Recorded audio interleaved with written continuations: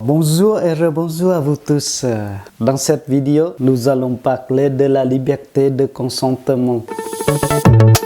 Le premier pilier du mariage est la liberté de consentement. C'est le fait pour un homme et une femme de se marier sans qu'aucune des deux parties n'y soit forcée. Vous devez être pleinement libre de votre engagement et n'avoir subi aucune contrainte vous forçant à vous marier. Quand deux personnes s'aiment, ils veulent se marier, il est important que chacun soit libre. La liberté n'est pas seulement dans le choix du conjoint, mais aussi dans le choix de s'engager dans le mariage. La liberté implique une maturité psychologique, sociale et morale en vue d'assumer ses actes. La liberté est invitation à faire place à l'autre tel qu'il est vraiment. La véritable liberté, c'est un équilibre difficile à trouver, à passant effort d'attention mutuelle afin que chacun trouve son épanouissement sans que l'autre en soit pénalisé. C'est le travail toute une vie de trouver sa véritable liberté sans le respect de celle de l'autre. Plus on est libre,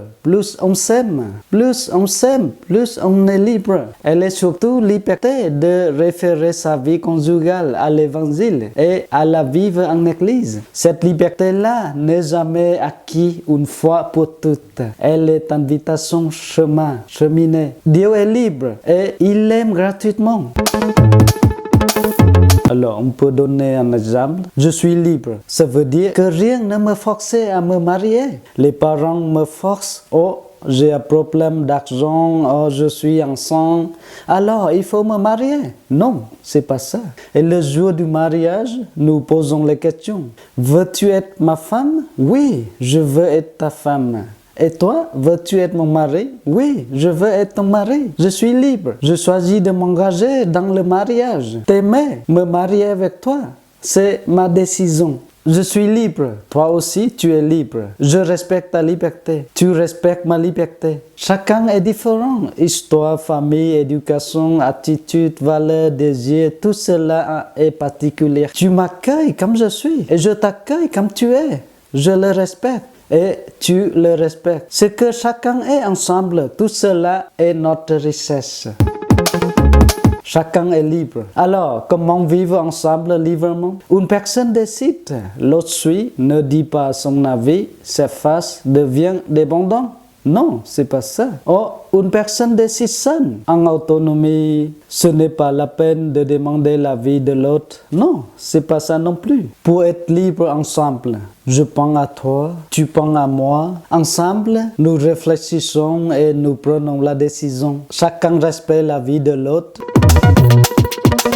Si nos avis sont différents, que faire? Écouter l'autre. Chacun exprime ses émotions, joie, tristesse, peur, colère et ses désirs. Discuter vraiment. Il est possible de rencontrer une personne pour nous conseiller aussi. Et une chose importante, prier, lire la Bible peut nous aider à discerner et faire le choix aussi. Ensemble, décider ce qui est le mieux adapté à tous les deux et se mettre d'accord pour que notre couple, chacun soit libre et puisse s'épanouir. Ne pas être empêché par une situation de type, par exemple, je suis déjà marié, oh, je suis très gravement atteint par une maladie psychique, mais aussi ne pas subir de contraintes lors du consentement. La parole qui rend libre. Lors du dialogue initial avec le prêtre, le jour de la cérémonie, le prêtre vous posera la question, vous allez vous engager l'un envers l'autre. Est-ce que librement et sans contrainte? La formule d'échange, de consentement, n'est-ce pas? M'aimes-tu? Mais veux-tu me prendre pour époux? Il y a échange d'un vouloir libre. Il ne s'agit pas de beaux sentiments, mais d'une volonté. Quelqu'un a dit à son épouse, je ne vous ai pas épousé parce que je vous aimais, mais pour vous aimer. Voilà, c'est très beau. Pour devenir libre, le peuple hébreu guidé par Dieu avec la mer Rouge. Par cet acte de confiance, il a avancé au large et bravé le danger. De même, le couple appuyé sur la prière et les sacrements, confession et Eucharistie, qui revivifie celui du mariage, pourra éprouver sa liberté dans les épreuves et le faire grandir. Quelques questions de vous réfléchir. Liberté, par exemple, suis-je libre de m'engager avec toi? Suis-je libre vis-à-vis d'éventuelles pressions de ta famille? Suis-je libre vis-à-vis de mon besoin affectif, de ma peur, de la solitude, de mes illusions? Pourquoi je veux me marier avec toi? Quel sens donnons-nous à notre mariage? Voilà. Et pour la prochaine vidéo, nous allons découvrir et approfondir le deuxième pilier, indissolubilité du sacrement de mariage. Merci beaucoup pour votre écoute et à la prochaine vidéo.